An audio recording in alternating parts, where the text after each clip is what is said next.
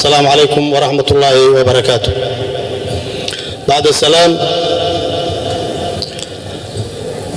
وعن سلام يا دمان كسوق بقرياشة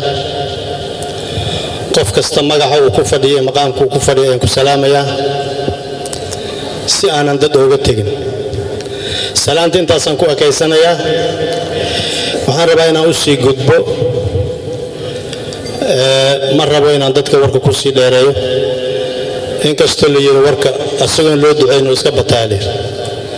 فاتحة مرة الله بدي أصلا لهن وسكب تالي ورك تاسنا ربنا كسوكوبه waxaan rabaa inaan iraahdo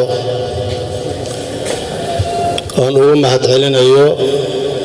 gobolka Banaadir xafladan qiimaha badan uu noo sameeyay asoo ku martiqaadayo ergedeena sharafta leh ee dowlad goboleedyada ka yimid aadan ugu mahadcelinayna markastana waxaan ka rabnaa mudane gudoomiye sidan iyo si la mid ah inaad noo samayso xafladaha noocan oo kale waxaan rabaa inaan iraahdo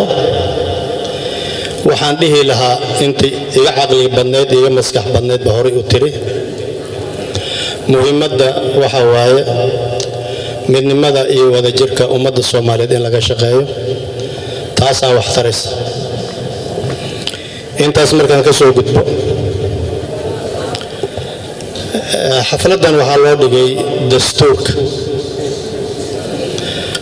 wax badan waa laga hadlay dastuurka aragti badan laga sheegay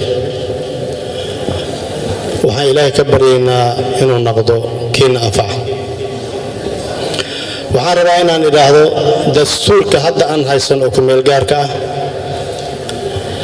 waxaan rabaa inaan idin sheego inaad ogaataan dastuurkii 2012 ergada Soomaaliyeed ay ansixisay ma aha dastuurkii ergada 800 dheeraadka ay ansixiyeen 6 qof oo markaas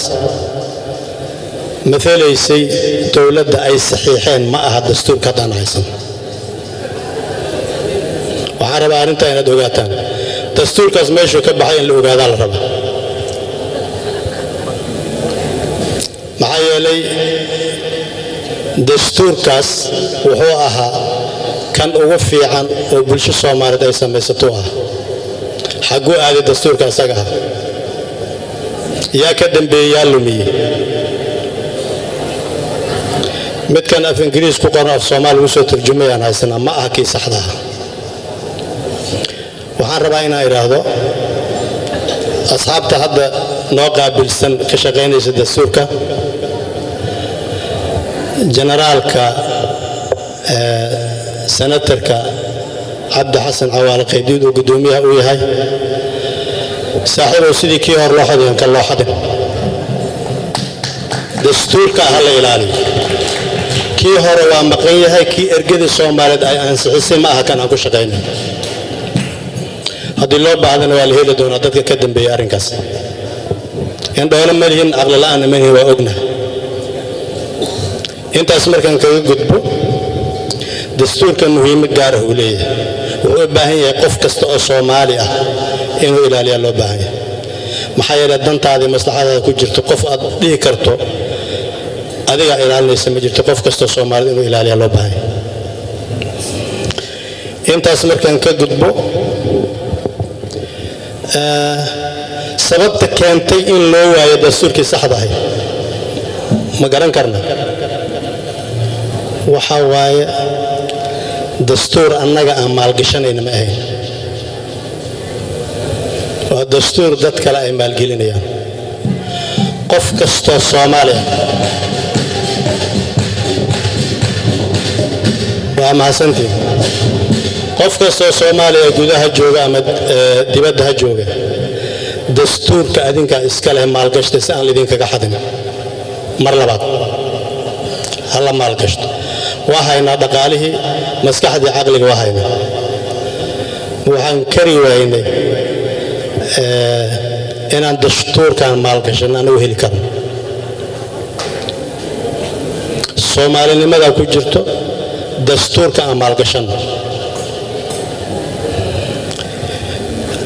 dastuurka ahmiyadiisa wax la soo koobi kara ma inta laga dhawaajiyey oo noocyo ayuu matala oo wakiil ka yahay. waxaan rabaa inaan idhaahdo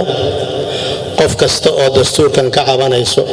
waa inay ka heshaa waxa ay ku leedahay meeshaas,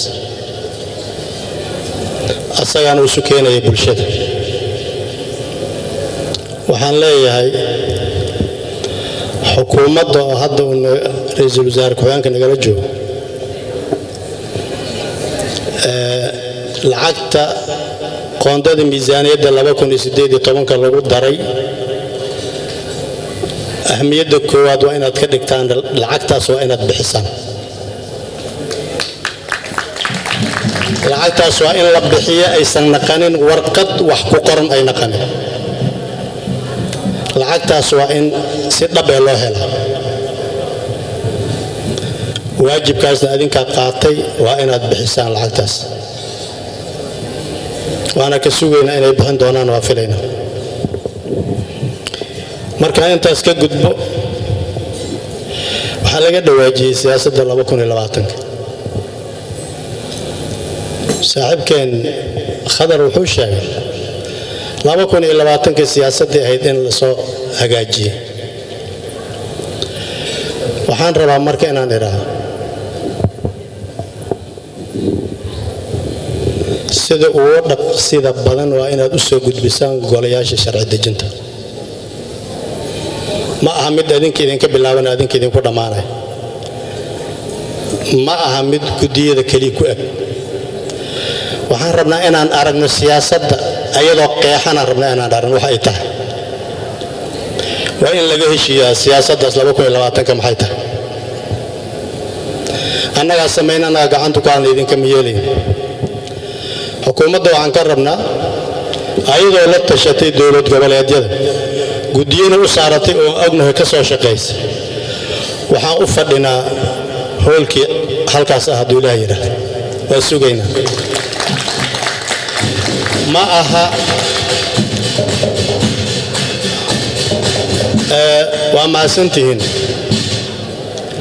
adinka waxaad leedihiin siyaasadda inaad soo jaangoysaan, inaad noo keentaanaad leedihiin. sharci dejinta iskale, labada golaa iskale. siyaasadda 2020 meeshii la aadi lahaa, qaabkii loo aadi lahaa waa in golayaasha sharci dejinta ay dejiyaan. waay labada gola sharciga isku raacaan, kaasaa doorasho naqanaya. guddiga doorashadana siyaasaddaas marka laga heshiiyo wixii ay go'aamiyaan oo la yidhaahdo doorashada waa noocaas, taasay noo qabanayaan, ayaga nooma dejinayaan siyaasadda. waa inaad ogaataan horta siyaasaddu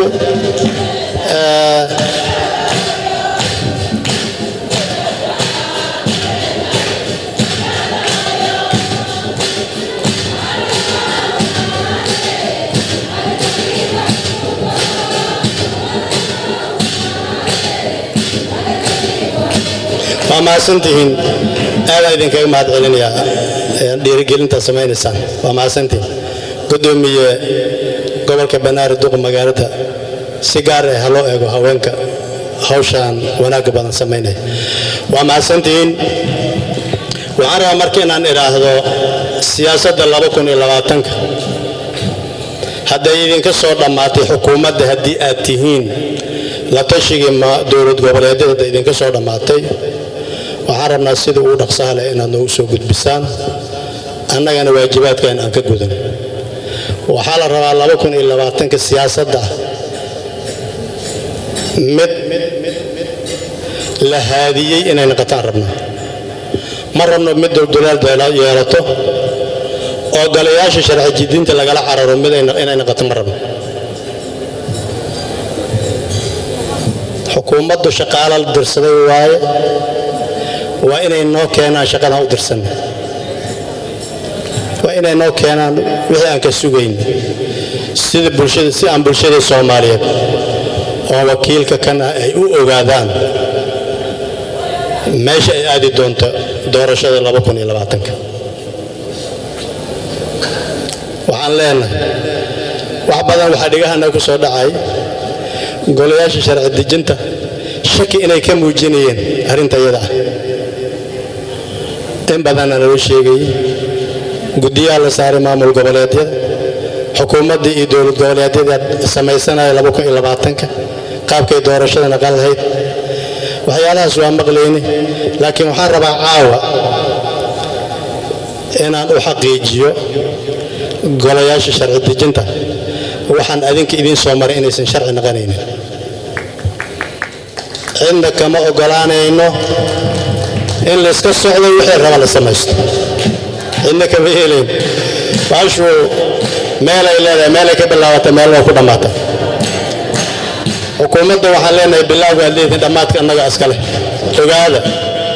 saas hadda nuul shaqeynaysa waa idin soo dhaweynaa hadda nuul shaqeyn waysan shaqa idin ka qabanayna ma lu suqarinaayo warka saxdaan aadayna annaga duulaan idinkuma nihin laakiin ilaaliya sharci dejinta xuquuqda ay leeyihiin iyo in ay yihiin shuruucda dadku ugu dambeeyo oo meel marin ay yihiin waxaan rabaa marka inaan iraado adinkoo mahadsan waxba ayaan warkii idinku dheeraynin abukaatihii cashadii uu sheegaya rabnaa inaan aadno quruxda badnayd ee guddoomiyaha gobolku noo diyaariyey waana mahadsantihiin warkaasaa iska badanaysaan sheegay waay in la soo celiyo ma ogi ma istaagayo anigana dadka ugu hadalka yaraan bahaaba sidan haddaan ku hadlayo waxaan leeyahay xaflad wanaagsan soo dhoweyn wanaagsan guddoomiyaasha dowlad goboleedyada waxaan filayaa inaad aragteen quruxdii iyo sida wanaagsan